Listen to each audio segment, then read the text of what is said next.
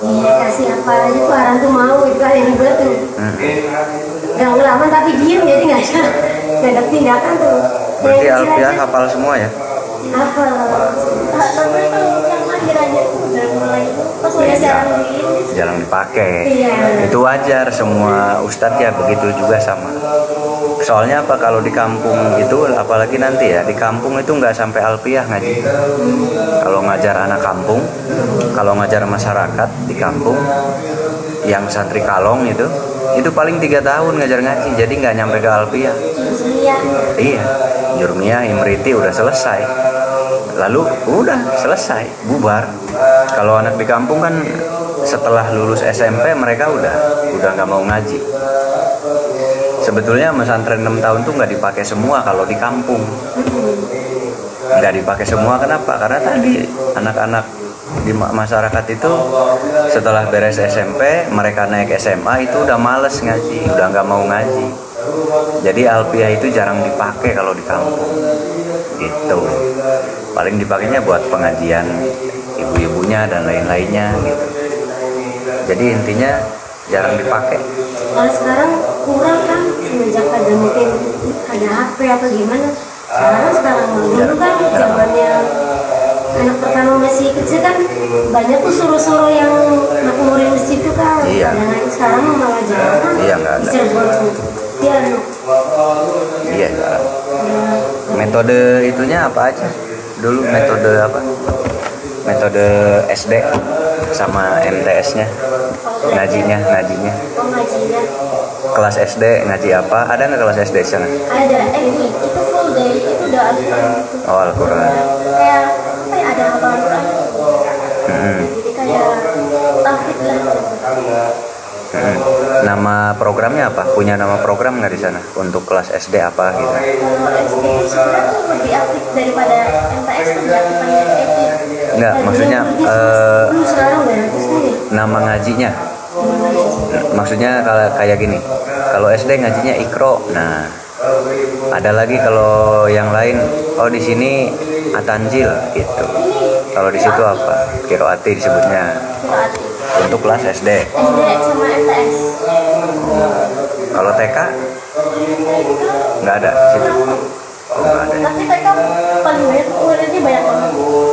Untuk situ. Tapi kalau TK sih rata-rata belum pada nonton. Berarti Iqra dulu ya. Dari Iqra nantinya. Qiraati juga ada TK. Enggak, maksudnya ngaji yang kelas SD yang awal. Dari Iqra dulu. Ya, dari Iqra. Sebelumnya tuh di tadi di rumahnya tuh udah ngaji satu bulan, terus nanti ngajakin gitu. Oh gitu ya. Itu kan udah sejatinya sih dari juz amma. Oh, juz amma dulu. Kalau sudah bisa baca Al-Quran, itu nanti mulainya dari juz amma. Tapi kalau dari juz amma juga belum bisa baca, nanti dari Iqra. Jadi dilihat dari kemampuan.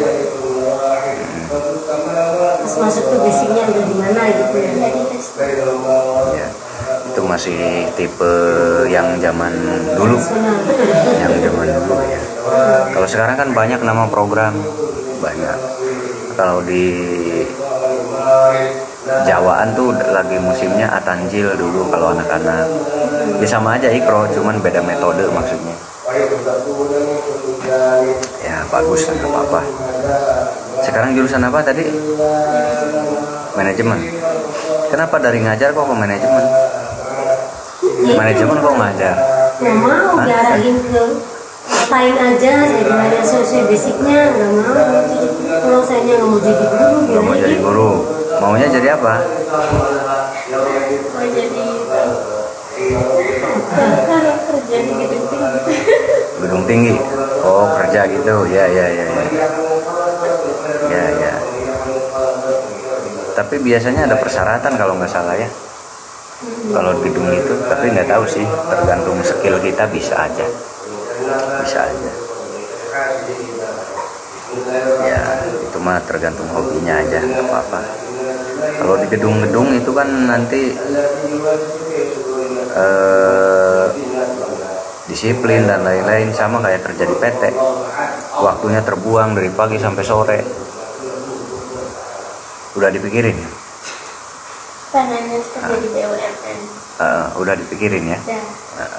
Kan tergantung keinginannya. Maksudnya gini, orang yang pengen jadi guru itu memperhitungkan, guru mah jam 12 selesai pulang, ada banyak waktu dengan keluarga. Nah, ada yang kesana pertimbangannya nggak sama. Udah dipikirin ke situ ya? Udah. Dulu saya tuh kalau di area kasarannya tuh Nggak mikir dulu, maksudnya kita tuh mau di mana gitu. Kalau orang tuh mau nyari arah hidup itu dipikirkan dulu. Ini ada lagi masukan Bang. Saya cuti lagi dia mau ke Jepang. Kenapa maksudnya? Kita tahu mau kerja di sana. Oh, kerja di Jepang dulu. Jangan terlalu banyak cabang ya, nantinya malah nggak nyampe. Mending fokus dulu, nanti malah nggak nyampe. Itu namanya rencana atau gagasan. Orang itu ada yang penuh dengan rencana, penuh sekali rencananya, gagasannya penuh sekali, tapi akhirnya nggak nyampe. Karena dia hanya berencana. Untuk bertindak. Ada orang tanpa rencana, kebanyakan jadi bos besar. Kenapa? Karena mereka nggak ada basa-basi.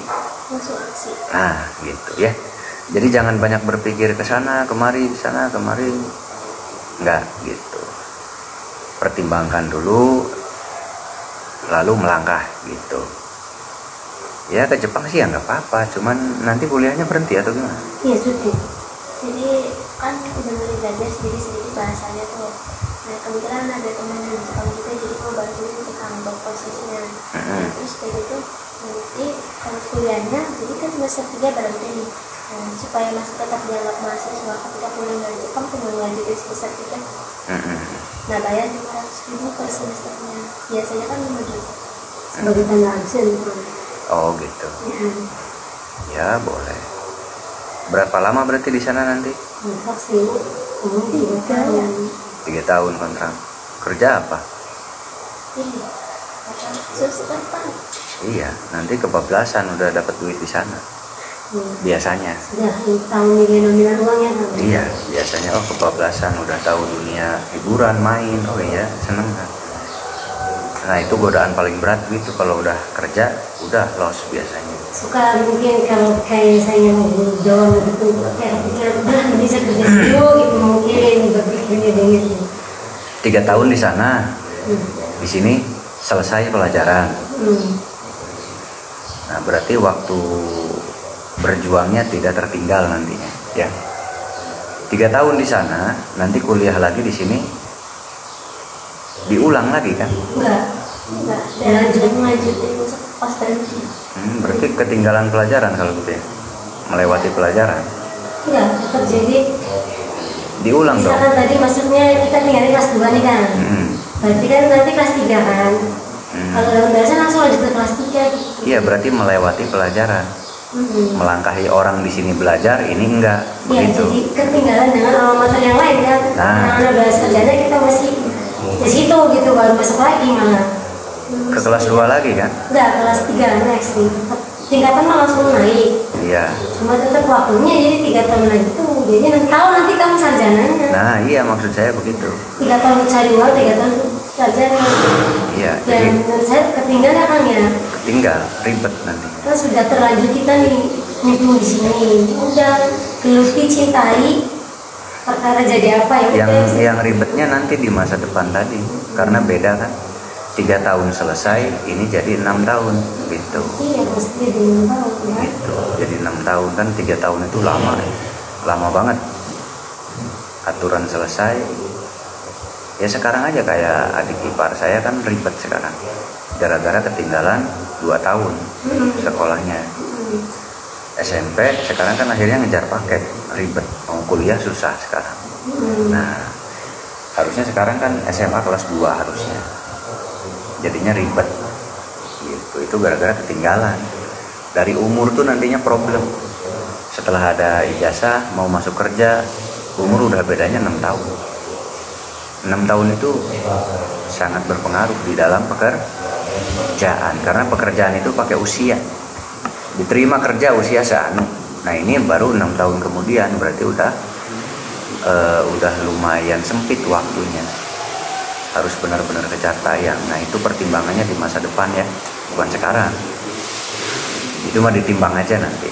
Ya lebih baik berpikirnya kita ke Jepang itu dengan ilmu, bukan dengan apa gitu ya, kayaknya maksudnya kita sana berarti kan ini kerjanya kayak orang-orang di sana kita asal dengan ilmu kayak gimana lah ilmu itu berarti ya. Iya beda nanti kerjaannya pun beda. Konsepnya beda. Kalau sekarang hanya bisa ngasuh orang, atau bahasa kasarnya sekarang jadi pembantu. Tapi kalau bawa ijazah bisa aja di PT, di apa, lebih terhormat, bukan pembantu begitu. Nah, karena di Jepang juga banyak yang pabrikan PT itu banyak. Cuman kan mungkin dilihat dari tadi pelajaran. Banyak santri saya juga yang di Jepang banyak. Ada yang kerja di pabrik, ada yang kerja di pabrik apa tuh? Macam-macam. Kayak yang di teknologi. Cuman kan ya gitu, ijazahnya tuh S1, S2 kebanyakan. Cuman di sananya ya dapat apa? Di sananya punya mobil. Oh berarti ini bukan kerja pembantu biasanya. Orang dimuliakan itu karena tadi dasar pendidikan. Dasar pendidikan itulah yang memuliakan manusia. Karena itu sudah membentuk sistem. Semua manusia di dunia ini sudah membentuk sistem. Setiap negara ya bentukannya adalah dasar pendidikan. Mulialah orang itu gitu. Beda dengan zaman dulu. Kalau zaman dulu siapa yang mampu, dia yang berkuasa. Nggak mampu enggak. Kalau sekarang pendidikannya apa? Meskipun nggak mampu nggak apa-apa. Yang penting ada ini Pak bukti saya sudah melalui ini. Lah tapi kan nggak mampu. Tapi ada ini yang menang. Yang menang dulu. Bukan kemampuan di zaman saat ini. Justru lebih enak, lebih mudah. Lebih mudah tinggal duduk, udah selesaiin sekolah, beres punya ini. Kerja. Jadi tak kasih tahu kan, kasih pencerahan, coba bikin link-link Tokopedia apa gitu, jualan gitu. Ya mindsetnya mending punya mindset kayak ibunya ya. Kalau mindset ibunya kan mindset pengusaha, justru itu lebih besar. Karena tujuannya menjadi bos besar. Jangan mindsetnya bekerja, meskipun penghasilan sedikit, tapi jadi bos. Mending mindset kayak ibunya bagus. Saya sama adik saya nggak sejalan, adik saya kan habis lari dari pembantu terus. Aduh, adik kandung. Saya doang. Awas jangan ya, berarti ada genetik. Iya, jadi saya kan mikirin, kamu masuk anak orang, kamu sendiri punya bayi, nggak masuk akal. Yang lebih nggak masuk akal lagi kalau berarti, saya berarti ada genetik. Jangan berpikir ke sana ya, berpikir kayak ibunya.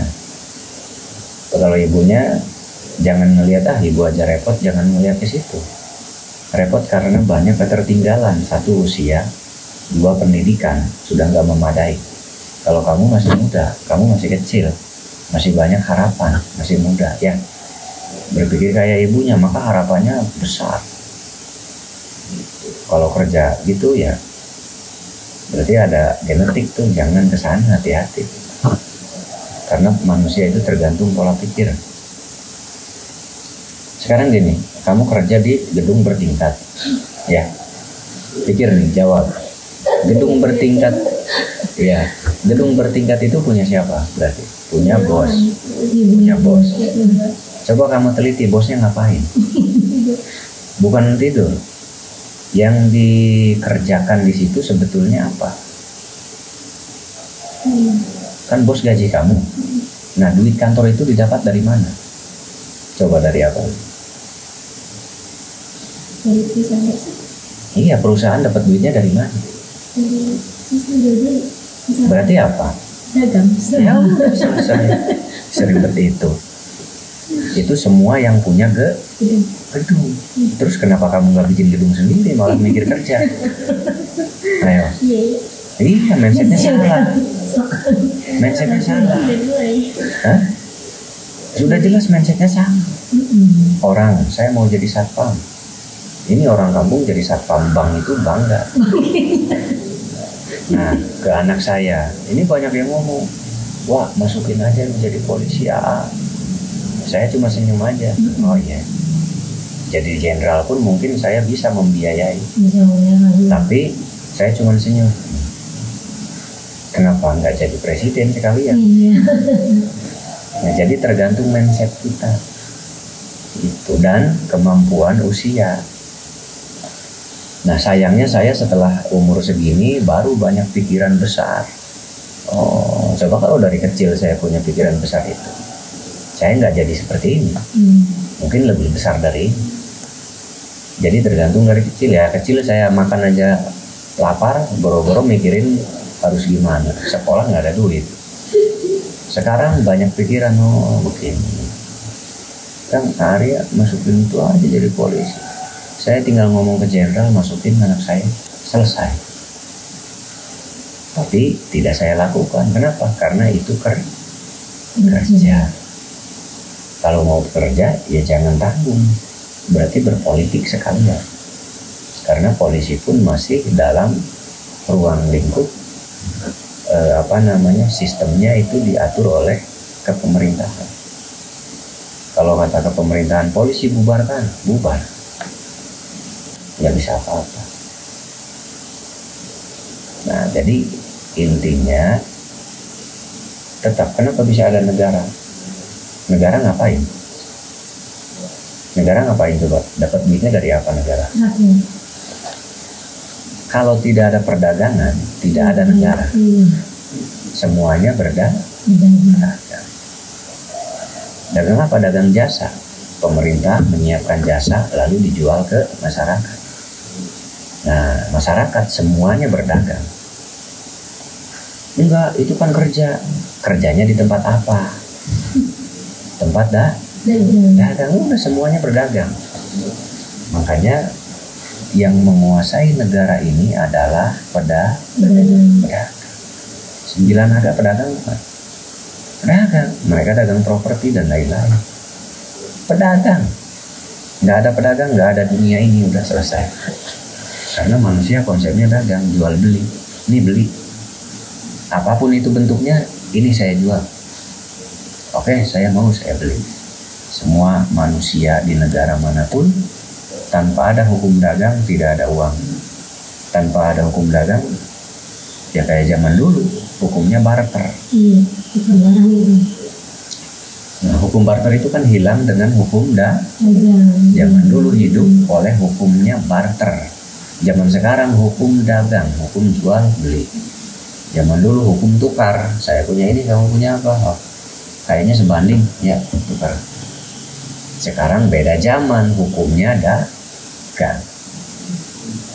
Gitu. Meskipun kerja, saya kan kerja, tetap aja dagang. Semua yang kerja itu jadi pedagang, membantu dagang.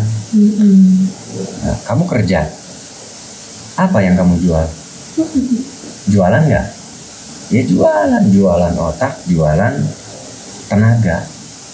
Dijual tenagamu dan pikiranmu. Kerja, dagang. Ya udah, mending dagang sendiri.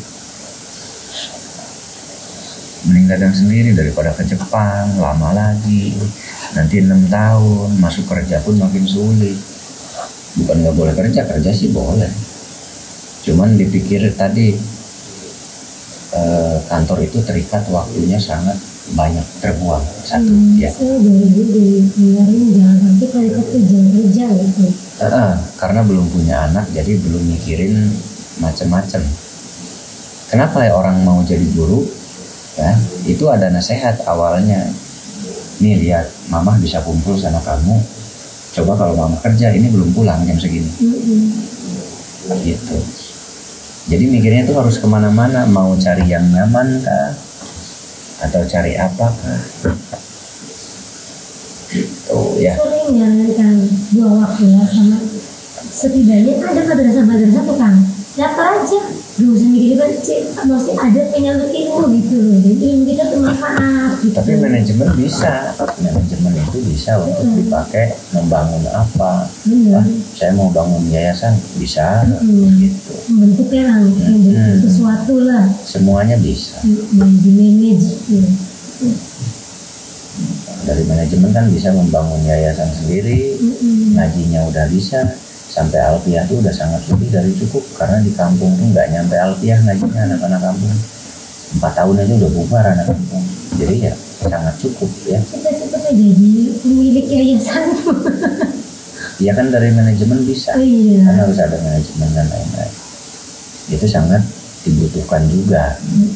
Kalau kita ekonominya maju ya kita kan modal sendiri ya kan, step Iya. by step itu masih anak-anak pendidikan di kampus juga ini mengadakan sertifikat UMKM, jadi setiap mahasiswa harus punya produk UMKM sendiri bikin sendiri. Nah itu pengusaha namanya. Dagang lagi ya kan. Ya semuanya berdagang, nggak ada yang tanpa dagang. Tapi itu belum nanti aja nanti itu. Produk mah banyak. Itu AC bisa adan produk. AC bisa adan nggak udah diajarin mama. Udah ini saya mau saya suruh bikin link Tokopedia, soalnya sudah kak bisa pakai nggak kak? Ada link di Tokopedia nggak kak? Suka kayak gitu kan? Kenapa nggak bikin? Saya bilang bikin, ya kata belum dipajang Tokopedia. Iya nanti tuh bikin. Ya malas berarti. Itu bapak potensi keuangan udah ada. Ngapain jauh-jauh? Saya di Lombok Timur soalnya kak. Jadi gini ya, kamu jangan melihat Jepang. Wow Jepang, jangan. Stres kamu nanti. Stres nggak bisa pulang karena kontrak. Saya suka bilang, Di sini kamu mau ke sudah- Jepang bisa dengan ilmu ya kan? Sudah- Ada uang bisa visit. Suka ngasuh anak kecil nggak biayanya Apa? di sini? Jadi kakak enggak. Enggak. Belum tahu stresnya ngasuh anak kecil. Adanya aja nggak diurusin, aku sampai suka ngamuk kan. Iya. Jadi gini, ngurus anak kecil itu stres. Ada yang disebut namanya apa ya? Orang. Iya. Nah, itu beneran ada. Itu asli. Itu asli. Itu stres. Kenapa? Ya saya merasakan itu. Saya bapak saja merasakan itu. Oh jadi bapak saja stres, apalagi ibunya. Kenapa? Karena ibunya bangun ya saya ikut bangun. Jadi kesiksa, aduh kesiksa nggak enak. Nah jadi apalagi kamu di sana anak orang, lebih dari orang tua sendiri, dari anak sendiri. Kalau anak sendiri ya anak buahnya antara tuh udah diam dulu loh gitu. Anak orangnya nggak bisa, dipantau ada CCTV ada apa. Makanya ada orang yang kena pukul, kena siksa itu karena kerjanya nggak beres. Ya ada yang mati di sana karena nggak beres kerjanya.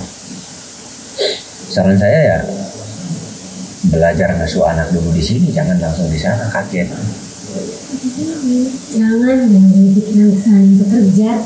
Iya kalau mau gitu ya, kalau mau kerja sebelum ke Jepang tuh ngasuh dulu. Coba saya ngasuh dulu selama 2 bulan, jangan 3 tahun kelamaan. 2 bulan saya asuh nih anak ini, ibu kerja saja buat praktek. Kamu rasain nanti pegel itu anak nemplok terus macam-macam. Pokoknya ribet. Belum lari-lari, kalau yang gede lari sono lari sini, waduh. Belum lagi nanti anak itu harus selalu diajak dialog. Nah kamu udah nggak mau dialog, lagi nggak mood lah, lagi sakit lah, itu ya mau nggak mau. Jadi jangan mikir oh kerja Jepang, ya punya duit aja sendiri berangkat ke Jepang, nggak ribet kan? Iya, Ya, iya, visit jadinya kan enak. Ngapain harus karena kerja? Tinggal sukses di sini. Ke Jepangnya ya bukan jadi pekerja tapi jadi wisatawan. Iya. So sekarang mau ngobrol apa? Diingetin ya, jangan punya mindset mau kerja ke Jepang. Minta didoain jika supaya di sini ada jalan untuk ada tambahan. Kalau di kantor saya masih dukung, tapi kalau ngasuh gitu ke Jepang saya nggak setuju ya. Satu, masa depan suram, pendidikan terbuang, hangus, amburadul. Tapi kalau buat di kantor saya masih dukung karena jelas berkarirnya. Dari kantor bisa ke politik, itu masih bisa, masih ada kemungkinan kalau kerja di kantor. Tapi kalau jadi pengasuh tuh itu kebangetan. Kita harus bisa memilah pekerjaan ya, mana pekerjaan yang terhormat, mana yang tidak. Bukan mengajarkan sombong, itu memang wajib. Kalau ingin menjadi orang terhormat maka cari pekerjaannya yang terhormat. Kayak di kantor itu masih bagus. Lebih ke menghargai diri kita sendiri ya kan ya. Ya iya harus lah. Kalau hidup itu tergantung kitanya. Jangan begitu. Jangan mau jadi pengasuh. Saya suruh dia dibandingin sama orang tua tuh. Ya sayang Ada kuliah. tuh enggak sama ada saya tuh. Iya. Kak itu mau dia kerja apa baik? Aduh saya sama apa ya kayak gitu enggak deh. Saya udah berpikiran untuk apa ya selain ini nih. Buat presiden baru tuh. Ya cuman kan kalau ibunya pemikirannya ada, pendidikannya nggak ada. Kalau kamu kan sedang kuliah, masa tiba-tiba jadi pengasuh? Kecuali kamu tamatan SMP, ya silahkan sesuai dengan pendidikan. Kamu lagi kuliah kok jadi pengasuh, nanti mindsetnya itu hancur nanti. Lebih baik cari uang ya dengan cara yang mulia, atau ini apa, aset pasarin, apa pasarin, nanti juga ada rezekinya. Masih mau ke Jepang? Oh. Ya nggak bisa, orang kontrak. Nah begitu. Kamu aktif di kampus saja bisa dapat duit banyak. Kamu masuk dalam kepengurusan apapun di sana, di situ banyak pundi-pundi.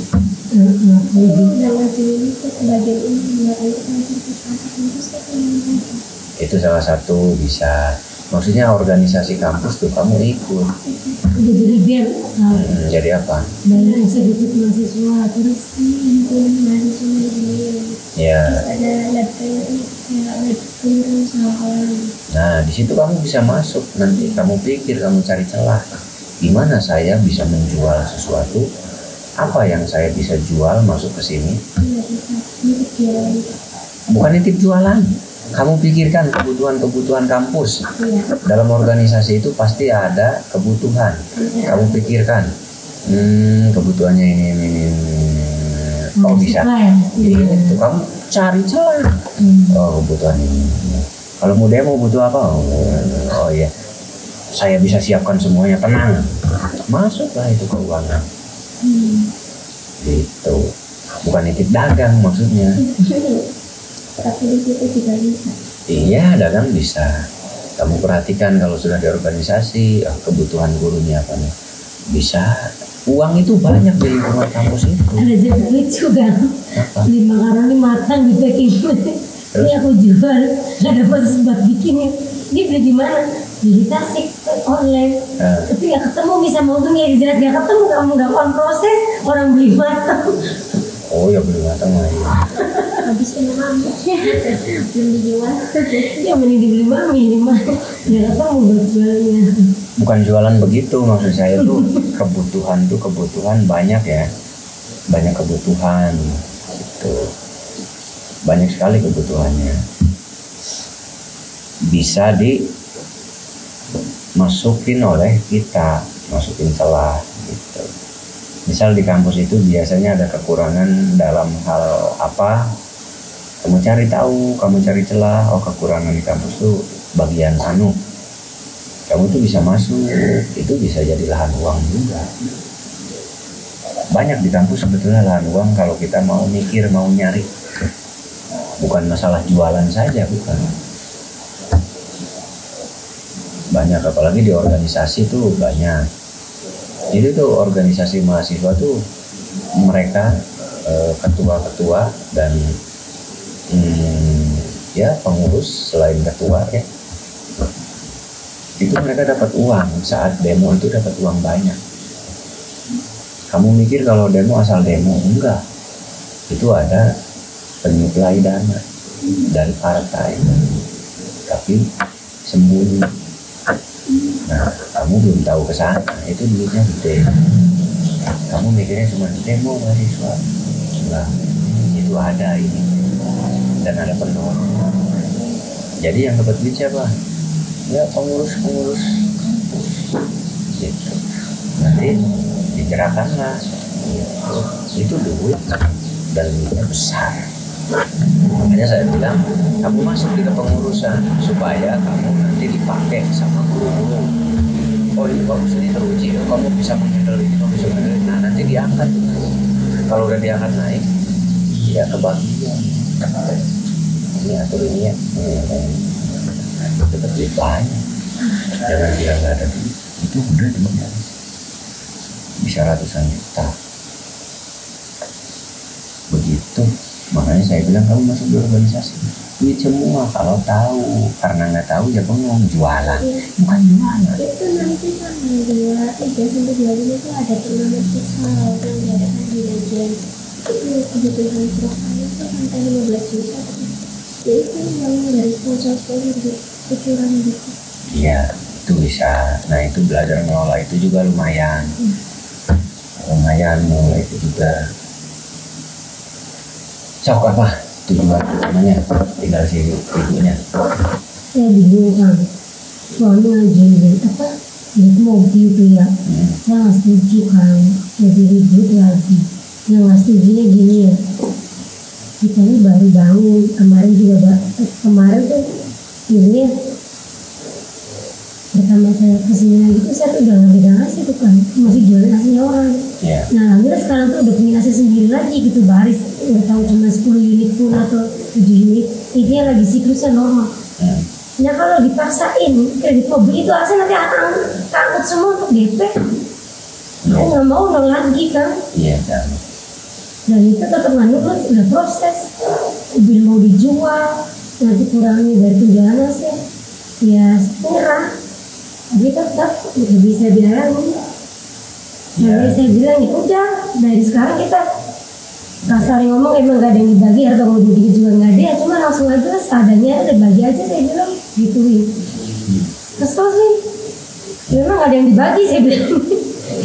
Mobil itu kalau butuh untuk kerja, tujuannya adalah kerja, yang ada pakai gitu ya. Kalau Iya. kira-kira belum butuh banget, yang ada aja pakai. Yang ada itu bukan gak nyaman ya, kalau kata saya emang sengaja dibikin gak nyaman sama dianya. Kayak ban, udah tahu ban itu tiap minggu ganti, jadi sporing kayak di balance, kakaknya diberesin, itu kan tangannya kan dari situ bisanya ban rusak. Sampai tukang bannya cuma ngomong, ini duitnya kuat ya, ya bukannya kuat, cuma dipaksain harus begini. Ya itu ganti pelek atau ganti apa? Iya, Bukan ganti mobil. iya bukan ganti mobil, taruhlah daripada buat DP dihalalin segala cara, sedangkan uangnya gak ada.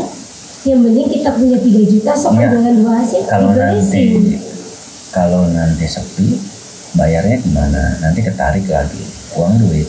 Ya nggak ada pikiran ke situ. Iya. Kalau saya ada Kang, saya bilang capek-capek dari nol, kok malah mau numpukin hutang gitu loh. Iya, ya jangan. Saya nggak mau. Kalau saya sih lebih baik jangan ngurusin mobil dulu, tapi besarkan dulu perusahaan. Biar mobil butut tapi perusahaan besar itu dulu. Kalau perusahaan besar ya mobil datang sendiri. Itu tuh prospek saya banget kan, cuman itu susah kan sampai kemarin kan KDRT lagi gara-gara masalah itu sampai saya udah nih diusir nggak mau kasarnya ngomong. Ditinggal pasti jadi bumerang saya keluar, ini orang nggak tahu maunya apa. Saya sih udah dalam mata murni kerja pun udah nggak enak kalau kayak gini kayak gini. Iya. Susah kan, saya capek-capek bangun ke persen dengan bos AC kan sekarang cacat, bos AC itu udah nggak hubungi saya lagi. Kemarin kerja sama dengan staff juga kita udah putus lagi.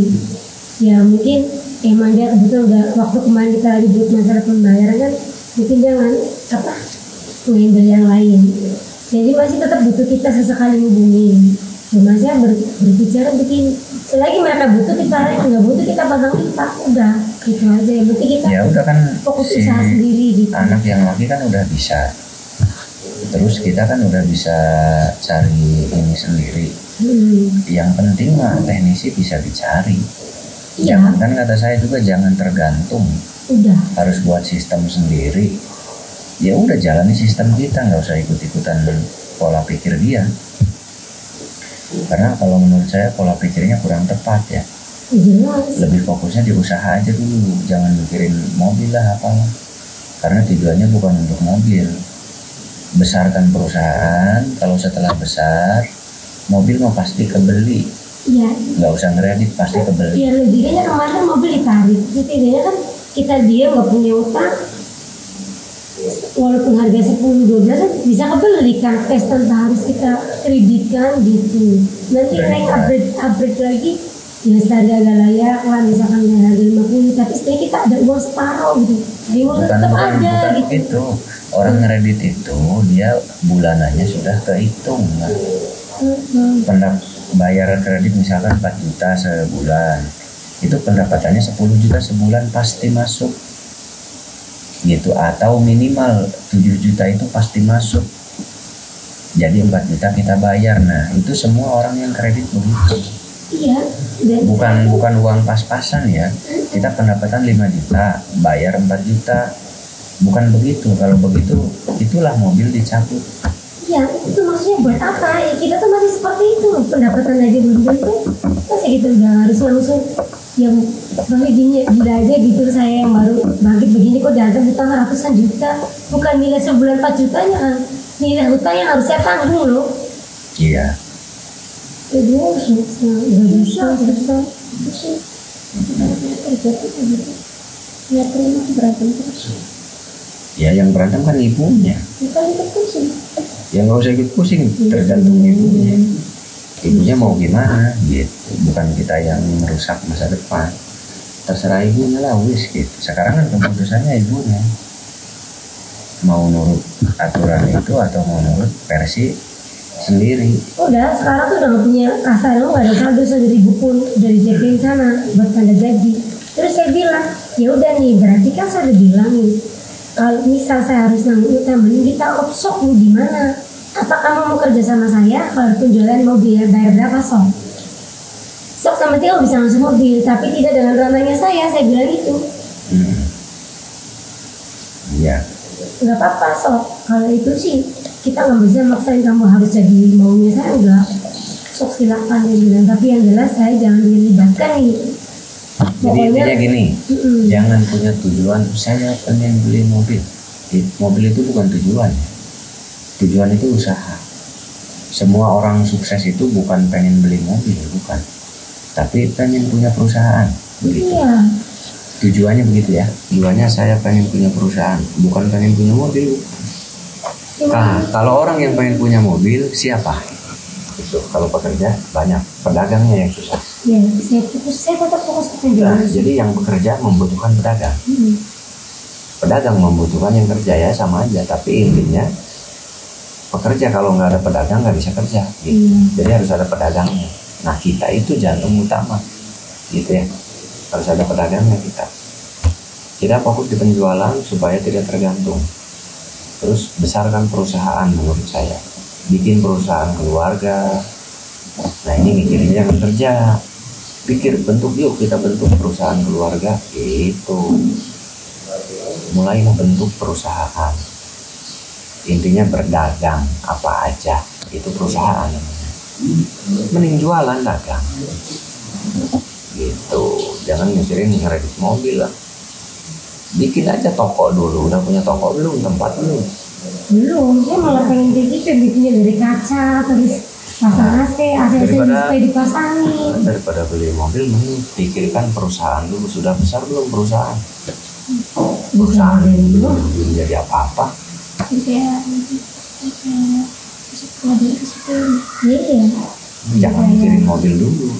Kecuali kita nggak ada mobil, kan harus ada mobil. Iya, udah ada mobil. Kalau udah ada yang ngapain mikirin mobil yang lebih bagus? Intinya ingin yang lebih bagus kan. Belum waktunya. Iya, saya juga bilang belum waktunya. Jadi intinya gini nih. Orang beli mobil itu karena cukup. Bukan memaksakan. Bukan memaksakan ya. Perusahaan itu kan punya mobil mereka. Itu tidak memaksakan tapi karena butuh. Waduh, mau sana nggak kejangkau ya. Beli ini satu, itu nggak pusing, tinggal ngambil duit, beli ini satu. Bukan memaksakan, kemana ya gua minjem buat DP? Kemana ya kita minjem buat DP? Itu seperti itu loh kan, konyol. Itu salah, bukan. Orang punya mobil itu kayak yayasan punya mobil ya, itu tidak memaksakan. Itu yayasan apa? Yang pesantrennya kan itu mobil ada, operasional ada, itu tidak memaksa karena butuh. Itu semua yayasan itu punya mobil karena butuh. Kadang-kadang mobilnya dikasih orang, jadi nggak maksain.